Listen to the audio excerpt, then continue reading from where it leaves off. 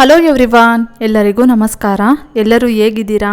ಎಲ್ಲರೂ ಚೆನ್ನಾಗಿದ್ದೀರಾ ಅಂತ ಭಾವಿಸ್ತಾ ಇವತ್ತಿನ ಈ ವಿಡಿಯೋನ ಸ್ಟಾರ್ಟ್ ಮಾಡ್ತಾ ಇದ್ದೀನಿ. ಇವತ್ತಿನ ಈ ವಿಡಿಯೋ ಏನಾದರೂ ನಿಮಗೆ ಒಂದು ಸ್ವಲ್ಪನಾದರೂ ಇಷ್ಟ ಆಗಿದ್ರೆ ಪ್ಲೀಸ್ ಒಂದು ಲೈಕ್ ಮಾಡ್ತೀರಾ?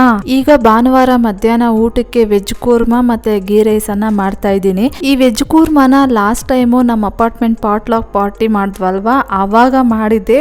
ತುಂಬ ಜನ ಇಷ್ಟಪಟ್ಟರು ಈ ವೆಜ್ ಕೂರ್ಮಾನ.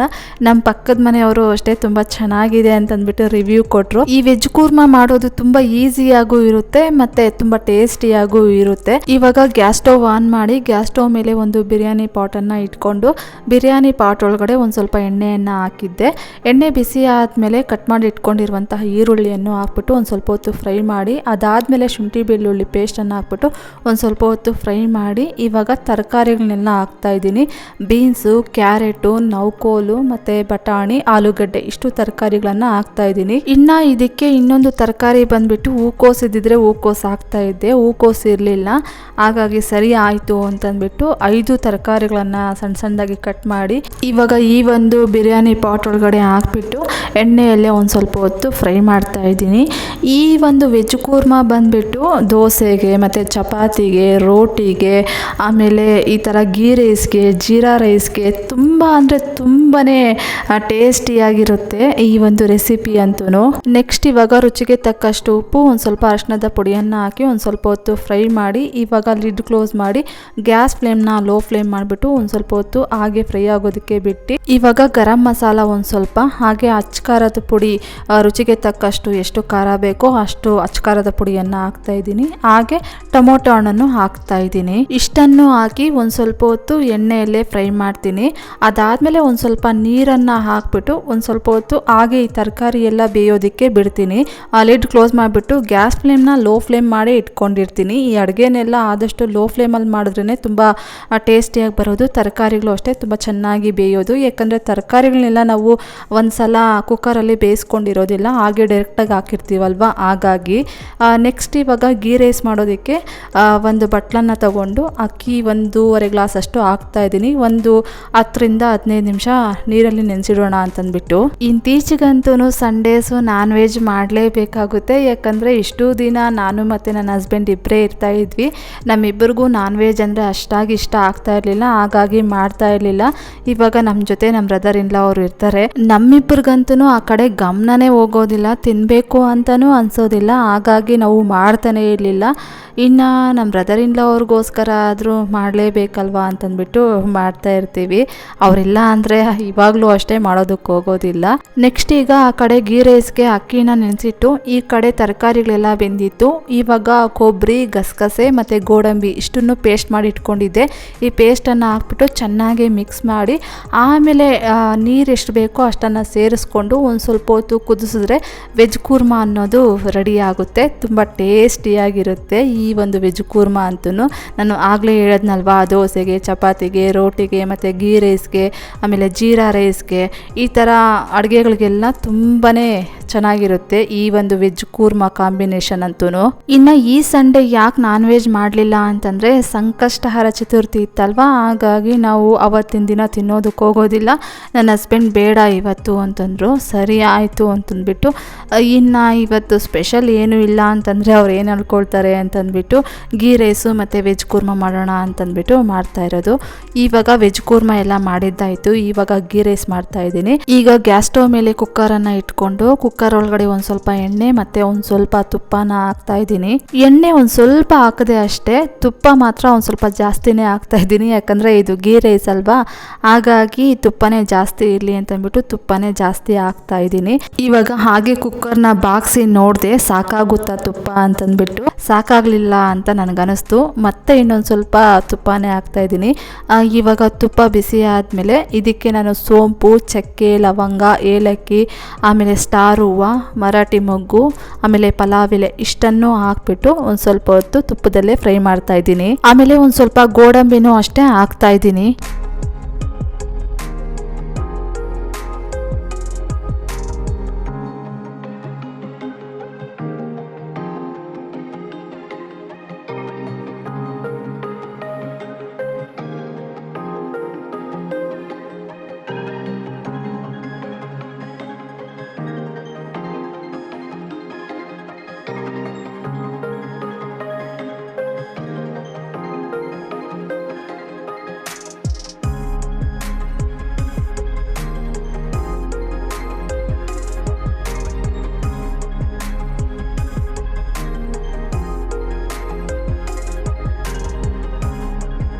ಈಗ ಎಲ್ಲ ಮಸಾಲೆ ಸ್ಪೈಸಸ್ಸು ತುಪ್ಪದಲ್ಲಿ ಫ್ರೈ ಆಗಿದೆ. ಇವಾಗ ಕಟ್ ಮಾಡಿ ಇಟ್ಕೊಂಡಿರುವಂತಹ ಈರುಳ್ಳಿಯನ್ನು ಹಾಕ್ತಾ ಇದ್ದೀನಿ. ಒಂದು ದೊಡ್ಡ ಸೈಜ್ ಈರುಳ್ಳಿಯನ್ನು ತೊಗೊಂಡಿದ್ದೆ, ಅದನ್ನು ಉದ್ದುದ್ದವಾಗಿ ಕಟ್ ಮಾಡಿ ಇಟ್ಕೊಂಡಿದ್ದೆ. ಅದನ್ನು ಹಾಕ್ಬಿಟ್ಟು ಅದಾದಮೇಲೆ ಒಂದು 2-3 ಹಸಿಮೆಣಸಿನ್ಕಾಯನ್ನು ಉದ್ದುದ್ದಾಗಿ ಕಟ್ ಮಾಡಿ ಹಾಕಿ ಒಂದು ಸ್ವಲ್ಪ ಹೊತ್ತು ತುಪ್ಪದಲ್ಲೇ ಫ್ರೈ ಮಾಡ್ತಾ ಇದ್ದೀನಿ. ಅದಾದಮೇಲೆ ಇವಾಗ ಶುಂಠಿ ಬೆಳ್ಳುಳ್ಳಿ ಪೇಸ್ಟನ್ನು ಹಾಕ್ಬಿಟ್ಟು ಮತ್ತೆ ಇವಾಗ ಒಂದು ಸ್ವಲ್ಪ ಹೊತ್ತು ತುಪ್ಪದಲ್ಲೇ ಫ್ರೈ ಮಾಡ್ತಾ ಇದ್ದೀನಿ. ಈಗ ರುಚಿಗೆ ತಕ್ಕಷ್ಟು ಉಪ್ಪನ್ನು ಹಾಕಿ ಹಾಗೆ ಒಂದು ಸ್ವಲ್ಪ ಹೊತ್ತು ಫ್ರೈ ಮಾಡ್ತಾ ಇದ್ದೀನಿ.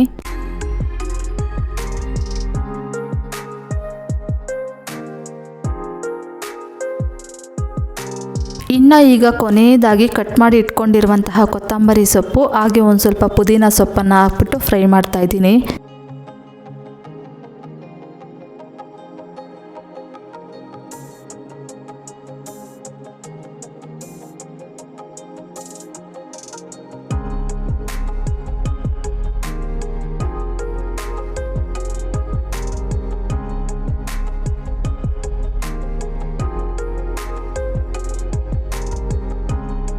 ನೆಕ್ಸ್ಟ್ ಈಗ ಎಲ್ಲ ಐಟಮ್ಸು ಇವಾಗ ತುಪ್ಪದಲ್ಲಿ ಫ್ರೈ ಆಗಿದೆ.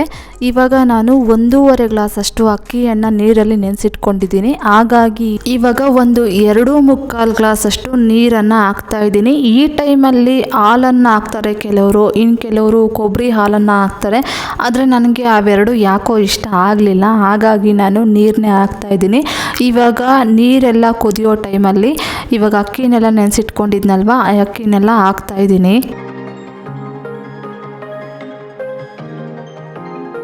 ಇವಾಗ ನೀರೊಳಗಡೆ ಅಕ್ಕಿನೆಲ್ಲ ಹಾಕಿದ್ದಾಯಿತು. ಇವಾಗ ಈ ಅಕ್ಕಿನೆಲ್ಲ ಚೆನ್ನಾಗಿ ಮಿಕ್ಸ್ ಮಾಡಿಕೊಟ್ಟು ಲಿಡ್ ಕ್ಲೋಸ್ ಮಾಡಿ ಒಂದು 2 ವಿಸಿಲ್ ಬಿಟ್ಟರೆ ಗೀ ರೈಸ್ ಅನ್ನೋದು ರೆಡಿ ಆಯಿತು. ಈಗ ಈ ಗೀ ರೈಸ್ ಹಾಕ್ತಾ ಇರಲಿ ಅಷ್ಟರೊಳಗಡೆ ಕೆಲವರು ಬರ್ತ್ಡೇ ವಿಶಸ್ಸನ್ನು ಮಾಡೋದಕ್ಕೆ ಹೇಳಿದ್ದಾರೆ. ಅವ್ರಿಗೆ ವಿಶ್ ಮಾಡಿ ಆಮೇಲೆ ನಾನು ವ್ಲಾಗನ್ನು ಕಂಟಿನ್ಯೂ ಮಾಡ್ತೀನಿ. ಅನು ಮಂಜು ಅವರು ಕಮೆಂಟ್ ಮಾಡಿದ್ದಾರೆ, ಫೆಬ್ರವರಿ 21ಗೆ ನನ್ನ ಮಗನ ಬರ್ತ್ಡೇ ಇದೆ, ವಿಶ್ ಮಾಡಿ ಅಂತಂದ್ಬಿಟ್ಟು. Preetam many more happy returns of the day ಅಪ್ಪ. ಆ ದೇವರು ನಿಮಗೆ ಒಳ್ಳೆ ಆರೋಗ್ಯ, ಆಯುಷು, ಒಳ್ಳೆ ವಿದ್ಯಾಭ್ಯಾಸ ಎಲ್ಲ ಕೊಟ್ಟು ಕಾಪಾಡಲಿ ಅಂತಂದ್ಬಿಟ್ಟು ಆ ದೇವರಲ್ಲಿ ನಾನು ಕೇಳ್ಕೊಳ್ತೀನಿ ಕಂದ. ಈಗ ಗೀ ರೈಸ್ ಮಾಡೋದಕ್ಕೆ ಮತ್ತು ವೆಜ್ ಕೂರ್ಮಾ ಮಾಡೋದಕ್ಕೆಲ್ಲ ಬಳಸ್ಕೊಂಡಿರೋ ಪಾತ್ರೆಗಳನ್ನೆಲ್ಲ ನೀಟಾಗಿ ತೆಗೆದು ಶಿಂಕ್ ಒಳಗಡೆ ಹಾಕಿ ಇವಾಗ ಇಲ್ಲಿ ನೋಡ್ತಾ ಇರ್ಬೋದು ಗೀ ರೈಸ್ ಅನ್ನೋದು ರೆಡಿಯಾಗಿದೆ. ನೋಡ್ತಾ ಇರ್ಬೋದು ಎಷ್ಟು ಚೆನ್ನಾಗಿ ಕಾಣ್ತಾ ಇದೆ ಅಂತಂದ್ಬಿಟ್ಟು. ವೆಜ್ ಕೂರ್ಮಾನೂ ಅಷ್ಟೇ ತುಂಬ ಚೆನ್ನಾಗಿ ಟೇಸ್ಟಿಯಾಗಿ ಬಂದಿತ್ತು. ಆದರೂ ನನ್ನ ಬ್ರದರ್ ಇನ್ ಲಾ ಅವ್ರಿಗೆ ಈ ಥರ ಅಂದರೆ ಸಂಡೇಸು ಅವ್ರಿಗೆ ವೆಜ್ ರೆಸಿಪಿಗಳೆಲ್ಲ ಇಷ್ಟ ಆಗೋದಿಲ್ಲ, ನಾನ್ ವೆಜ್ಜೇ ಅವರು ತುಂಬ ಇಷ್ಟಪಟ್ಟು ತಿಂತಾರೆ. ಅವ್ರು ತಿನ್ನೋದ್ರಲ್ಲೇ ನನಗೆ ಗೊತ್ತಾಗ್ಬಿಡುತ್ತೆ, ಸ್ವಲ್ಪ ಹಾಕಿಸ್ಕೊಂಡು ತಿಂತಾರೆ. ಅದೇ ನಾನ್ ವೆಜ್ ಆದರೆ ಒಂದು ಸ್ವಲ್ಪ ಚೆನ್ನಾಗಿ ಊಟ ತಿನ್ಕೊಳ್ತಾರೆ.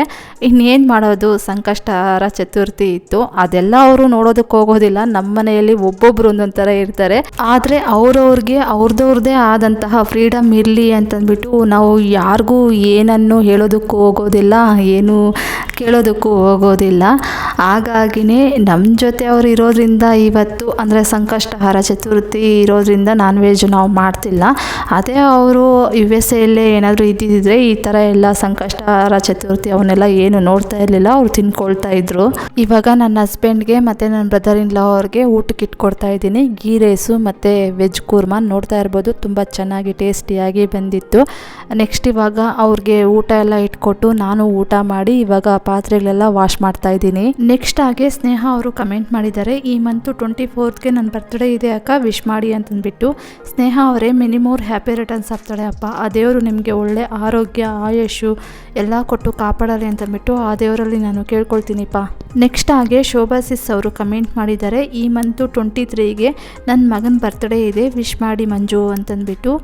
ಜೈ Vishnu many more happy returns of the day ಅಪ್ಪ. ಆ ದೇವರು ನಿಮಗೆ ಒಳ್ಳೆ ಆರೋಗ್ಯ, ಆಯುಷು, ಒಳ್ಳೆ ವಿದ್ಯಾಭ್ಯಾಸ ಎಲ್ಲ ಕೊಟ್ಟು ಕಾಪಾಡಲಿ ಅಂತಂದ್ಬಿಟ್ಟು ಆ ದೇವರಲ್ಲಿ ನಾನು ಕೇಳ್ಕೊಳ್ತೀನಿ ಕಂದ.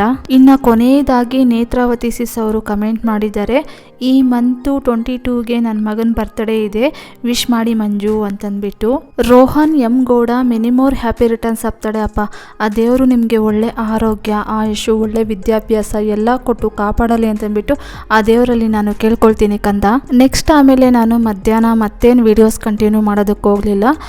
ಊಟ ತಿನ್ಕೊಂಡು ಪಾತ್ರೆಗಳೆಲ್ಲ ವಾಶ್ ಮಾಡಿ ಒಂದು ಸ್ವಲ್ಪ ಹೊತ್ತು ರೆಸ್ಟ್ ಮಾಡಿದೆ. ಅದಾದಮೇಲೆ ಇನ್ನು ನೈಟ್ ಅಡುಗೆ ಬಂದುಬಿಟ್ಟು ಮಧ್ಯಾಹ್ನ ಮಾಡಿದ ಅಡುಗೆನೇ ಇತ್ತಲ್ವ, ಗೀ ರೈಸು ಮತ್ತು ವೆಜ್ ಕೂರ್ಮಾ. ಅದೇ ಊಟ ಮಾಡಿಕೊಂಡು ಪಾತ್ರೆಗಳೆಲ್ಲ ವಾಶ್ ಮಾಡಿ ಇವಾಗ ಕಿಚನೆಲ್ಲ ಕ್ಲೀನ್ ಮಾಡಿದೆ. ಇನ್ನು ಈ ರೋಟೀನ್ ಕೆಲಸಗಳಿರುತ್ತಲ್ವ, ಹಾಗಾಗಿ ನಾನು ಇನ್ನೇನು ಈ ಕಿಚನ್ ಕ್ಲೀನ್ ಮಾಡಿದ್ದು ವೀಡಿಯೋ ಏನು ಮಾಡ್ಕೊಳ್ಳೋದಕ್ಕೆ ಹೋಗಲಿಲ್ಲ. ಇವಾಗ ನೆಕ್ಸ್ಟ್ ಟೈಮ್ ಮಾರ್ನಿಂಗ್ ಟಿಫನ್ಗೆ ಅಂತಂದ್ಬಿಟ್ಟು ಪೆಸರೊಟ್ಟಿಗೆ ಹೆಸರು ಕಾಳು ಮತ್ತು ಅಕ್ಕಿನ ನೆನೆಸಿಡ್ತಾ ಇದ್ದೀನಿ. ಆ್ಯಕ್ಚುಲಿ ನಾನು ದೋಸೆ ಮಾಡೋಣ ಅಂತ ಪ್ಲ್ಯಾನ್ ಮಾಡ್ಕೊಂಡಿದ್ದೆ, ಆದರೆ ಮಧ್ಯಾಹ್ನ ಉದ್ದಿನ ಕಾಳು ಮತ್ತು ಅಕ್ಕಿನ ನೆನೆಸಿಡೋದು ಮರ್ತೇ ಹೋಗ್ಬಿಟ್ಟಿದ್ದೀನಿ. ಹಾಗಾಗಿ ಇನ್ನೇನು ಮಾಡೋದು ಅಂತಂದ್ಬಿಟ್ಟು ಇದಾದರೆ ನೈಟು ಹೆಸರು ಕಾಳು ಮತ್ತು ಅಕ್ಕಿನ ನೆನೆಸಿಟ್ರೆ ಮಾರ್ನಿಂಗ್ ಮಿಕ್ಸಿಗೆ ಹಾಕ್ಕೊಂಡು ಆಮೇಲೆ ದೋಸೆ ಮಾಡ್ಬೋದಲ್ವ ಪೆಸರೊಟ್ಟು. ಹಾಗಾಗಿ ಇವಾಗ ಪೆಸರೊಟ್ಟಿಗೆ ಹೆಸರು ಕಾಳು ಮತ್ತು ಅಕ್ಕಿನ ನೆನೆಸಿಡ್ತಾ ಇದ್ದೀನಿ. ಇವಾಗ ಕಿಚನ್ ಕೆಲಸಗಳೆಲ್ಲ ಮುಗೀತು, ಕೌಂಟರ್ ಟಾಪ್ ಎಲ್ಲ ಕ್ಲೀನ್ ಮಾಡಿ ಇವಾಗ ಲೈಟ್ಸ್ ಎಲ್ಲ ಆಫ್ ಮಾಡಿ ಇನ್ನು ಹೋಗಿ ವಿಡಿಯೋ ಎಡಿಟಿಂಗ್ ಮಾಡೋದಾದರೆ ಎಡಿಟಿಂಗ್ ಮಾಡ್ತೀನಿ. ಇಲ್ಲಾಂತಂದರೆ ಯಾವುದಾದ್ರೂ ಮೂವಿನೋ ಇಲ್ಲ ವೀಡಿಯೋಸೋ ನೋಡಿಕೊಂಡು ಒಂದು ಸ್ವಲ್ಪ ಹೊತ್ತು ಇದ್ದು ಆಮೇಲೆ 11 ಗಂಟೆಗೆ ಮಲಗಿಬಿಡ್ತೀವಿ. ಇಲ್ಲಿ ನಾನು ಕೌಂಟರ್ ಟಾಪ್ನೆಲ್ಲ ಕ್ಲೀನ್ ಮಾಡಬೇಕಾದ್ರೆ ವಾಲ್ ಟೈಲ್ಸ್ನ ಒರೆಸ್ಕೊಳ್ಳೋದು ಮರ್ತುಬಿಟ್ಟಿದ್ನೇನೋ, ಹಾಗಾಗಿ ಅದು ಈ ಒಂದು ಸ್ಟ್ರಿಪ್ ಲೈಟ್ ಇದೆ ಅಲ್ವಾ, ಆ ಒಂದು ಬೆಳಕಲ್ಲಿ ಕಾಣಿಸ್ತಾ ಇತ್ತು. ಮತ್ತೋಗಿ ಬಟ್ಟೆ ತೊಗೊಂಬಂದು ಇವಾಗ ಒರೆಸ್ತಾ ಇದ್ದೀನಿ. ನೆಕ್ಸ್ಟ್ ಈಗ ಸೋಮವಾರ ಬೆಳಗ್ಗೆ 6 ಗಂಟೆಗೆ ಎದ್ದೆ, ಫ್ರೆಶ್ ಅಪ್ ಆಗಿ ಇವಾಗ 6:15ಗೆ ಮನೆ ಕೆಲಸಗಳು ಮಾಡೋದಕ್ಕೆ ಸ್ಟಾರ್ಟ್ ಮಾಡ್ಕೊಂಡಿದ್ದೀನಿ. ಮೊದಲಿಗೆ ಹೊಸ್ಲ ಮೇಲೆ ಹಾಕಿರೋ ರಂಗೋಲಿನೆಲ್ಲ ಒಂದು ಬಟ್ಟೆಯಿಂದ ಒರೆಸ್ಕೊಂಡು ಇವಾಗ ಹೊಸ್ಲ ಮುಂದೆ ಎಲ್ಲ ಕಸ ಗುಡಿಸ್ತಾ ಇದ್ದೀನಿ. ಇನ್ನು ನನಗೊಬ್ಬರು ಕಮೆಂಟ್ ಮಾಡಿದ್ರು, ಈ ಹೊಸ್ಲ ಮೇಲೆ ಹಾಕಿರೋ ರಂಗೋಲಿ ಪುಡಿ ಆಗಿರ್ಬೋದು ಮತ್ತು ಹೂವು ಆಗಿರ್ಬೋದು ಇದನ್ನೆಲ್ಲ ಒರೆಸ್ಕೊಂಡಿದ್ದಾದಮೇಲೆ ನಾವು ಡ್ರೈ ಕಸ ಅಂತಂದ್ಬಿಟ್ಟು ಒಂದು ಕವರ್ ಇಟ್ಕೊಂಡಿರ್ತೀವಲ್ವ ಡೈಲಿ ಕಸ ಹಾಕೋದಕ್ಕೆ, ಆ ಒಂದು ಕವರ್ಗೆ ಹಾಕ್ಬೋದು ಅಸಿಸ್ ಅಂತಂದ್ಬಿಟ್ಟು. ನಾನು ಆ ರೀತಿಯಾಗಿ ಮಾಡೋದಿಲ್ಲ. ಈ ದೇವ್ರ ಫೋಟೋಸ್ಗೆಲ್ಲ ಇಟ್ಟಿರ್ತೀನಲ್ವ ಹೂಗಳು, ಆ ಹೂಗಳನ್ನೆಲ್ಲ ತೆಗ್ದಾದ್ಮೇಲೆ ಒಂದು ಕವರಲ್ಲಿ ಹಾಕಿ ಸ್ಟೋರ್ ಮಾಡಿ ಇಟ್ಕೊಳ್ತೀನಲ್ವ, ಆ ಒಂದು ಕವರ್ಗೆ ಹಾಕ್ತೀನಿ ಈ ರಂಗೋಲಿ ಪುಡಿ ಮತ್ತು ಹೂಗಳನ್ನು. ಆಮೇಲೆ ಯಾವಾಗಲಾದರೂ ಊರಿಗೆ ಹೋದಾಗ ಆ ಕವರನ್ನು ತಗೊಂಡೋಗಿ ಯಾವುದಾದ್ರೂ ಒಂದು ಮರದ ಬುಡಕ್ಕೆ ಹಾಕ್ತೀವಿ. ನಾವು ಡೈಲಿ ಯೂಸ್ ಮಾಡುವ ವೆಟ್ ಕಸ ಮತ್ತು ಡ್ರೈ ಕಸ ಅಂತಂದ್ಬಿಟ್ಟು ಒಂದು 2 ಡಸ್ಟ್ಬಿನ್ಗಳನ್ನು ಇಟ್ಕೊಂಡಿರ್ತೀವಲ್ವ, ಆ ಒಂದು ಡಸ್ಟ್ಬಿನ್ಗಳಿಗೆ ಈ ಒಂದು ಕಸನ ಹಾಕೋದಕ್ಕೆ ಹೋಗೋದಿಲ್ಲ.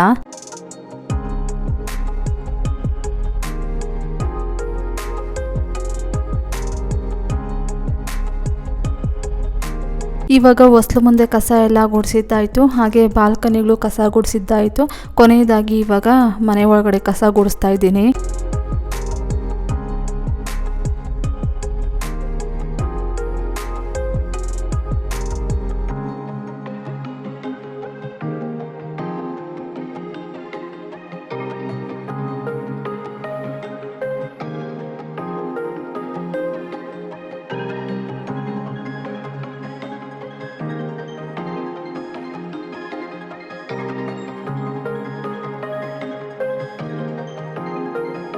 ನನಗಂತೂ ಈ ಮನೆ ಕೆಲಸಗಳಲ್ಲಿ ಸಿಕ್ಕಾಪಟ್ಟೆ ಕಷ್ಟ ಆಗೋ ಕೆಲಸಗಳು ಅಂತಂದರೆ ಮನೆ ಕಸ ಗುಡಿಸೋದು ಒರೆಸೋದು. ಸಿಕ್ಕಾಪಟ್ಟೆ ಅಂದರೆ ಸಿಕ್ಕಾಪಟ್ಟೆ ಟೈಮ್ ತೊಗೊಳ್ತೀನಿ.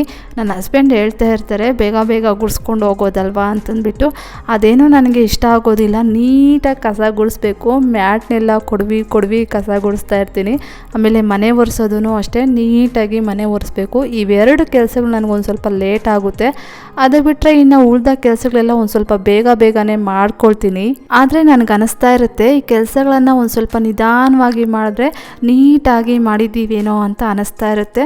ಅದೇ ಬೇಗ ಮಾಡ್ಕೊಂಡು ಹೋಗಿದ್ದೀವಿ ಅಂತಂದರೆ ಏನೋ ಮನಸ್ಸಿಗೆ ಒಂಥರ ಸಮಾಧಾನನೇ ಇರೋದಿಲ್ಲ, ನೀಟಾಗಿ ಮಾಡಿಲ್ವೇನೋ ಅಂತ ಕೊರೀತಾ ಇರುತ್ತೆ.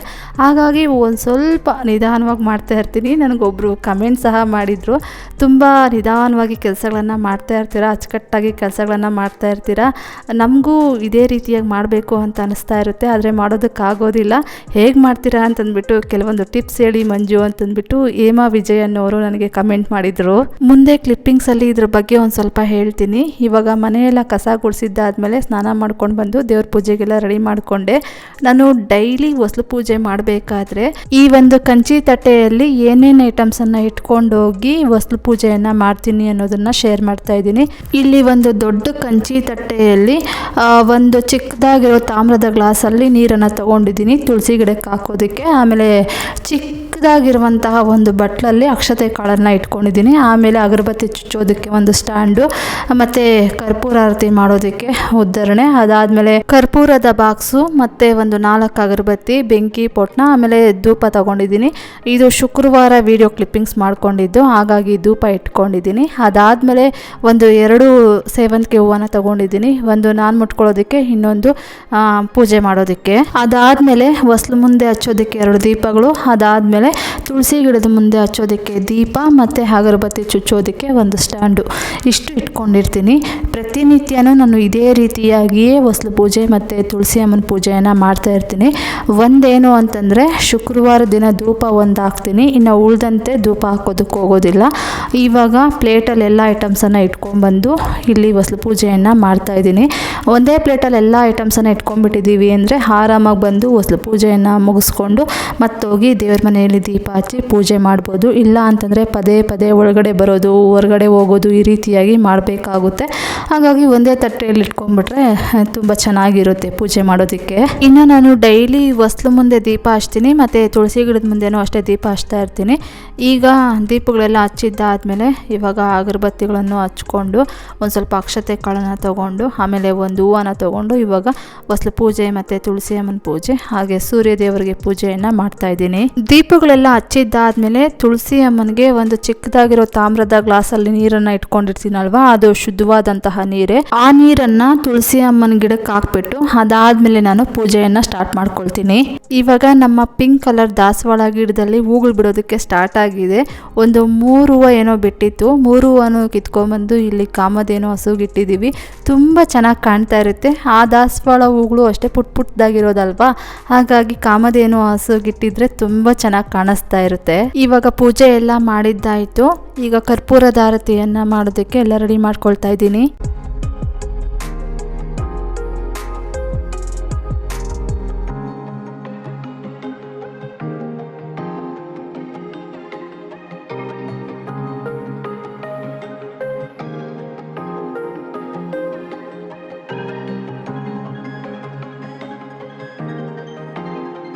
ಇನ್ನು ಆಗಲೇ ನಾನು ಹೇಳಿದ್ನಲ್ವಾ, ನಿಧಾನವಾಗಿ ನನಗೆ ಕೆಲಸಗಳನ್ನು ಮಾಡಿದ್ರೇ ಅಚ್ಚುಕಟ್ಟಾಗಿ ನಾನು ಕೆಲಸಗಳನ್ನು ಮಾಡಿದ್ದೀನಿ ಅಂತ ಅನಿಸೋದು ಅಂತಂದ್ಬಿಟ್ಟು, ನನಗೇನು ಅಂತಂದರೆ ಮನೆ ನೀಟಾಗಿದ್ದಷ್ಟು ನನಗೆ ಮನಸ್ಸು ಅಷ್ಟೇ, ಮೈಂಡು ಅಷ್ಟೇ ತುಂಬ ಚೆನ್ನಾಗಿರುತ್ತೆ.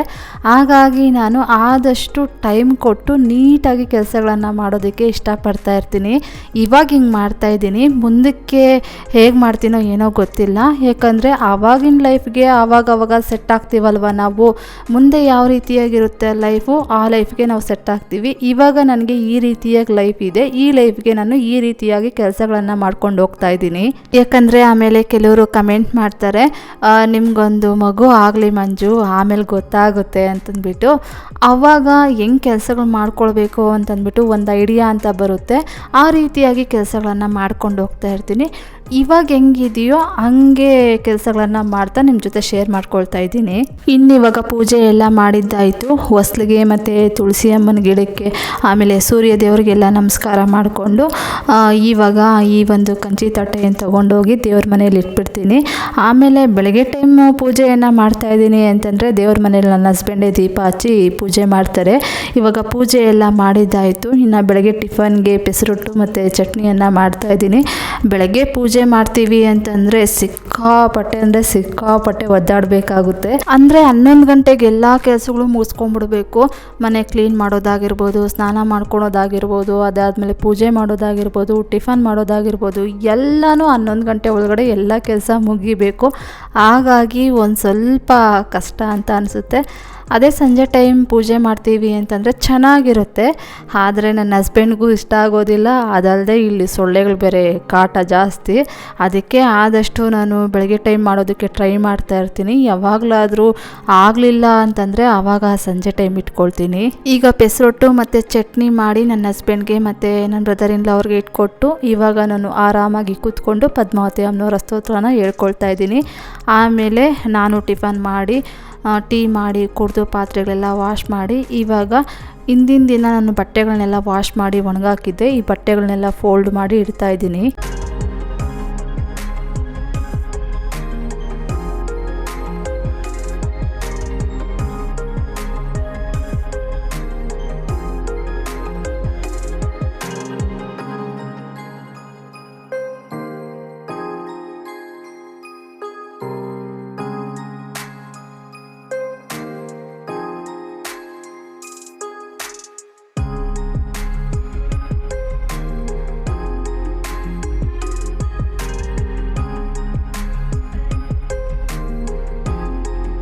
ನೆಕ್ಸ್ಟ್ ಈಗ ಮಧ್ಯಾಹ್ನ ಅಡುಗೆಗೆ ಬಸ್ಸಾರು ಮತ್ತು ರೈಸ್ನ ಮಾಡ್ತಾಯಿದ್ದೀನಿ. ಇಲ್ಲಿ ಅಕ್ಕಿ ಬಾಕ್ಸಲ್ಲಿ ಅಕ್ಕಿ ಎಲ್ಲ ಖಾಲಿಯಾಗಿತ್ತು. ದೇವ್ರಿಗೆ ಬಳಸೋದಕ್ಕೆ ಅಂತಂದ್ಬಿಟ್ಟು ಒಂದು ಈ ಚಿಕ್ಕದಾಗಿರೋ ಬಾಕ್ಸಲ್ಲಿ ಅಕ್ಕಿನ ತೆಗೆದಿಟ್ಟಿರ್ತೀನಲ್ವಾ, ಈ ಅಕ್ಕಿಯನ್ನು ಯೂಸ್ ಮಾಡ್ಕೊಳ್ತಾ ಇರ್ತೀನಿ. ಅಂದರೆ ಈ ಅಕ್ಕಿ ಒಂದು ಅರ್ಧ ಇರೋಷ್ಟರಲ್ಲೇ ನಾನು ಮೂಟೆನ ತೊಗೊಂಬಂದು ಅಕ್ಕಿನ ಇಟ್ಕೊಳ್ತೀನಿ. ಮನೆಯಲ್ಲಿ ಅಕ್ಕಿ ಖಾಲಿ ಆಗೋದಕ್ಕೆ ಬಿಡೋದಿಲ್ಲ. ಇದಾಗಿತ್ತು ಫ್ರೆಂಡ್ಸ್ ಇವತ್ತಿನ ಈ ವಿಡಿಯೋ ಏನಾದರೂ ನಿಮಗೆ ಒಂದು ಸ್ವಲ್ಪನಾದರೂ ಇಷ್ಟ ಆಗಿದರೆ, ಮೋಟಿವೇಶನ್ ಅನಿಸಿದರೆ, please do like, share, comment and subscribe to my channel. Thank you for watching my video. Have a nice day. Bye bye.